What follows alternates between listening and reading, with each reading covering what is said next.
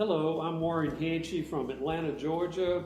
I'm over here in Singapore working with Energy Wave. Our company does research and development of scalar wave technology in the areas of biology and also agriculture. We are currently focusing on biological applications using the energy wave bands and the energy wave holograms to create different effects on the human body.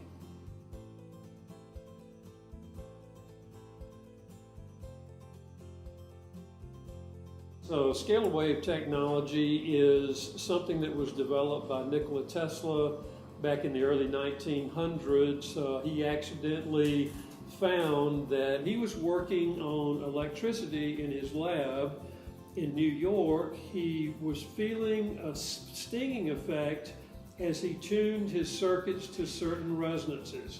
And no matter what kind of a barrier he got behind, the stinging effect persisted. And pretty soon what he identified was that he found that this was a new type of waveform that had never been discovered before.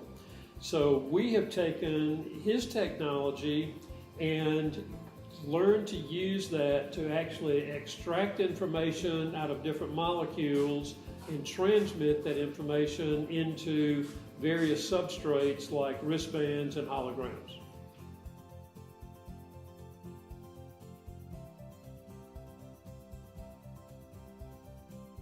Along about the summer of 2007, we met a professor from Germany by the name of Professor Konstantin Mayo.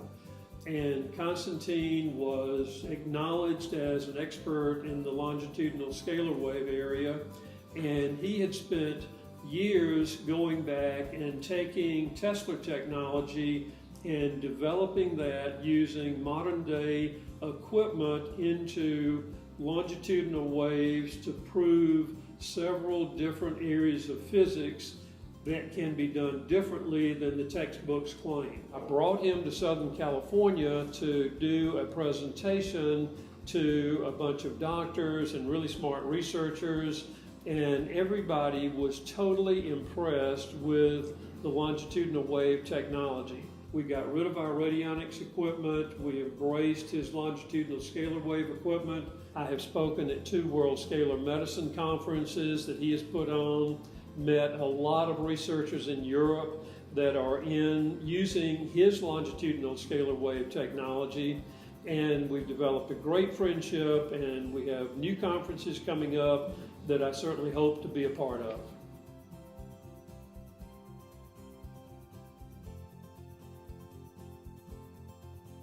What we wanted to do is capture biological information and store it.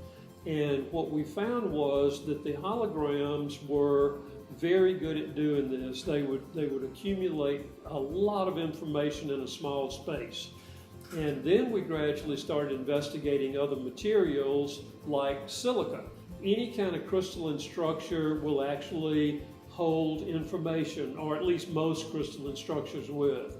And we've expanded it for our purposes, which are programming holograms and wristbands right now. So the reason we picked holograms and silica that the wristbands are actually made with is totally all about information storage.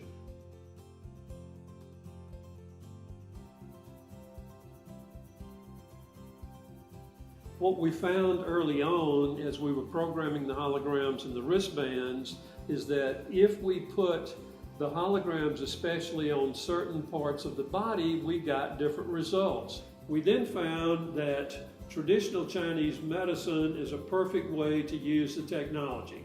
The Chinese developed this over the last 4,000 years. They determined the meridian system in the body, and they determined that certain points in the body were going to cause different biological reactions. If you take 2 different temperatures on either side of a conductive material, it creates an energy field. So all we're doing is taking that energy field and putting it on an acupuncture point, and all of a sudden the information that's in that hologram will instantly transmit straight into that point, because the room temperature or the environment is normally different than body temperature, which is fairly constant at 98.6 or so.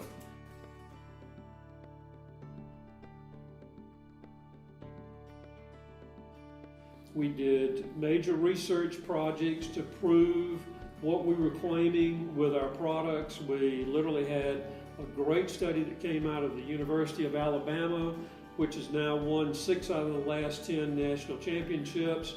And what we determined in their lab in a double-blind crossover placebo-controlled study was that we could increase muscle endurance and improve recovery time with our holograms. We did another placebo-controlled study at Troy University, and they allowed us to use their football team one spring training. And with the football team, we used 30 placebo bands and 30 active bands. We tested their players for 2 months, and the active band users had substantially higher muscle endurance test and lower heart rate and blood pressure. So both of those tests worked great. Future of biological signaling is immense.